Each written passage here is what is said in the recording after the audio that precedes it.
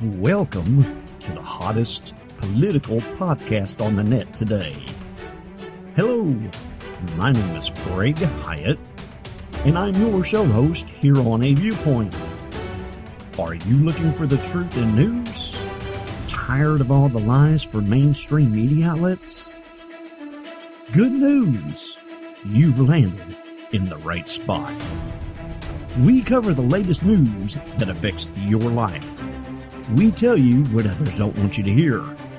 Stop wishing you knew what was going on and know what is going on. So pull up a seat and enjoy a cup of coffee with us as you listen to our broadcast right here on A Viewpoint.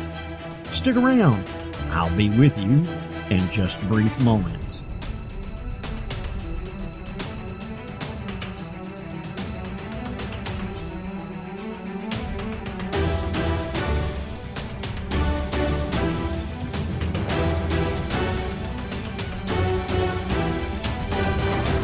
Hello everybody, Greg Hyatt here. You know, ladies and gentlemen, we've had a relatively bipartisan foreign policy for 75 years. Lots of bumps in the road, but relatively bipartisan. We can point to one example or another where one part is trying to undermine the other and so forth. But all that we've built internationally, the alliances we have made, the victories that we've had, it's all beginning to collapse around us. Because we have the most incompetent, disinterested, ideological lightweight that has ever served in the Oval Office. And that would be Obama. While a civilian airline was shot out of the sky by a Soviet-made Buk missile, our president was attending a fundraiser in New York and providing them with his usual plethoric speeches. And people are going around saying, oh, it must have been an accident. You don't shoot a Buk missile system by accident. That particular missile system requires nearly 2 years of continual training. It's not like you're just going to climb in after a couple of weeks and be ready to sit down and fire the complex system that operates it. It's not a shoulder-launched missile. It's a sophisticated missile system. Meanwhile, the Israelis have called up some nearly 58,000 units and are moving into Gaza because terrorists will not stop shooting missiles into the country. And that's despite efforts by Egypt and others to stop them. Even Egypt is fed up with Hamas. And all that while I have a statement here by our president that is so outrageous, and our government which doubles in stupidity. Meanwhile, we have a political party in this country which is destroying, either through documents or its actions, the dissolution of our culture, of our healthcare system, of our school systems, by continually encouraging illegal aliens from all over the world to pour into this country of ours. Folks, I've never seen anything like this before. And neither have you. All of which is self-inflicted. None of this had to happen like this. None of it. We've got Iraq collapsing because of this president and is teaming up with Iran and ISIS. Libya is collapsing.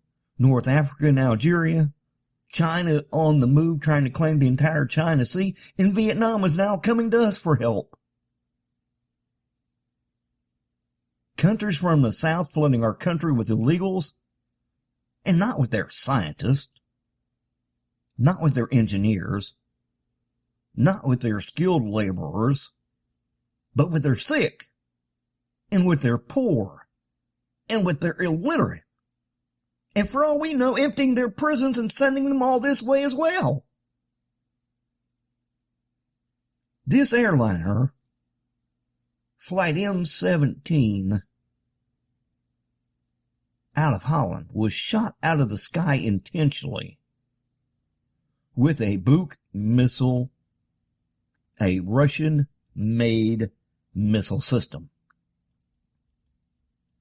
And here again, it's not one of these missile systems that you carry around on your back.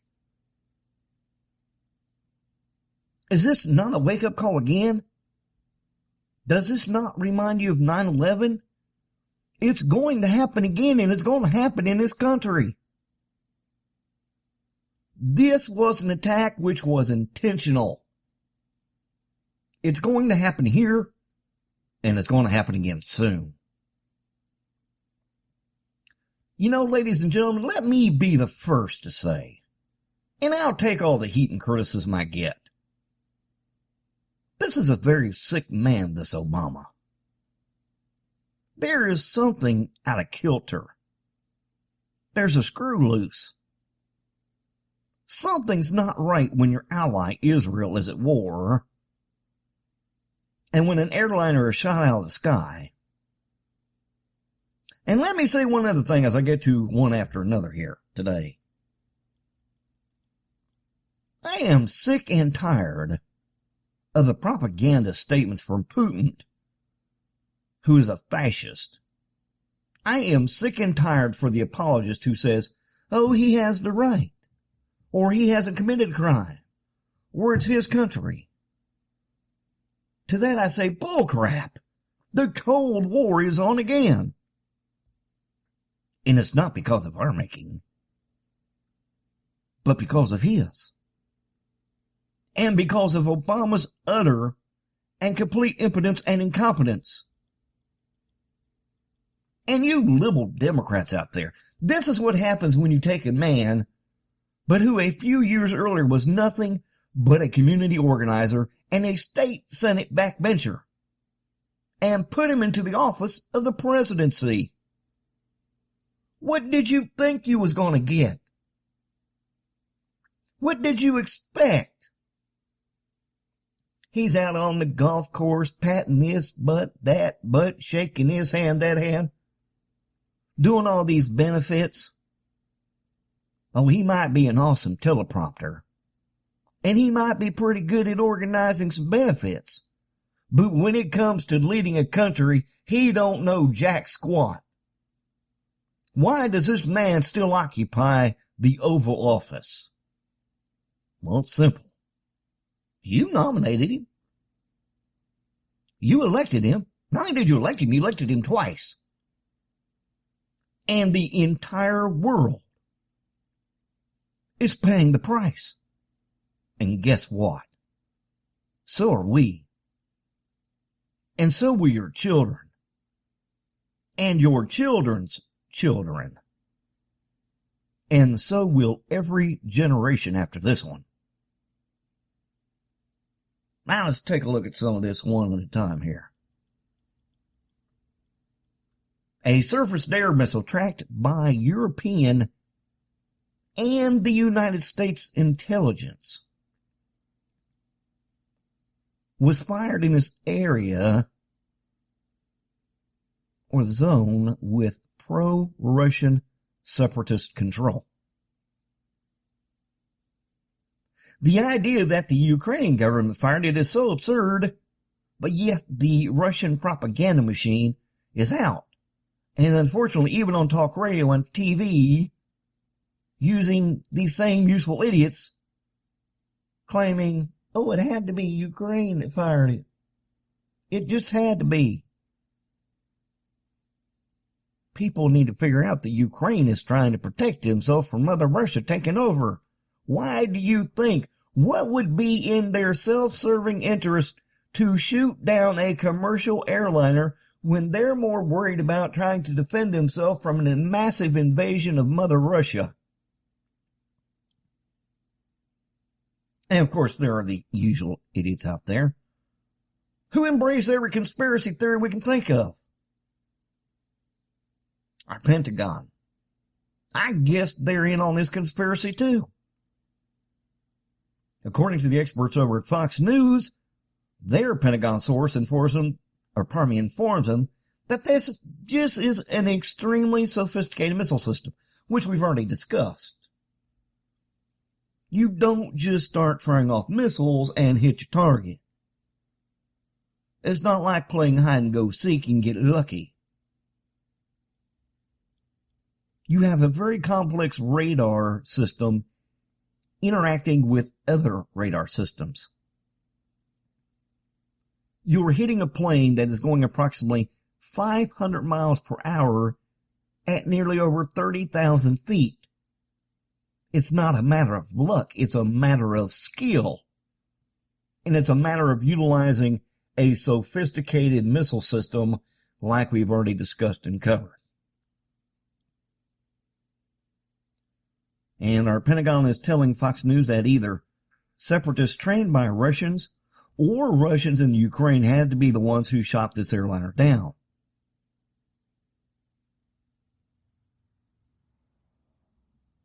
And these senior officials in the Pentagon, whom I assume were all bought off by Ukrainians, they're ruling out the Ukrainian government.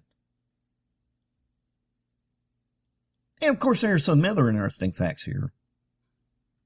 But we'll get to the bottom of this one. CBS pro-Ukrainian official warned flying over Ukrainian airspace. Pro-separatists warned about this about the same time the airline was blown out of the sky. Now here's where it begins to get a little tricky, and where the finger is going to be pointed straight back at Russia. Keeping in mind that this airline was flying from Holland on a direct path to its destination, the plane eventually landed near the border of Ukraine and Russia. Folks, planes don't just fall out of the sky. Straight to the ground. Based on its communication notification of a serious problem, this plane glided to its location where it crashed, busted into pieces, and scattered its body and all those who were on that flight around the countryside. That being said, this would lead to a more probable likability of the plane actually being shot down with an air-to-air missile. Now here's the problem. Here's where the problem gets a little more complicated. There's only 2 countries out of these that are involved in this immediate area that have fighter jets and the ability to fire an air-to-air missile. Of course, one of them would be Ukraine, and the other would be Russia. Now, who do you think is going to fire the missile?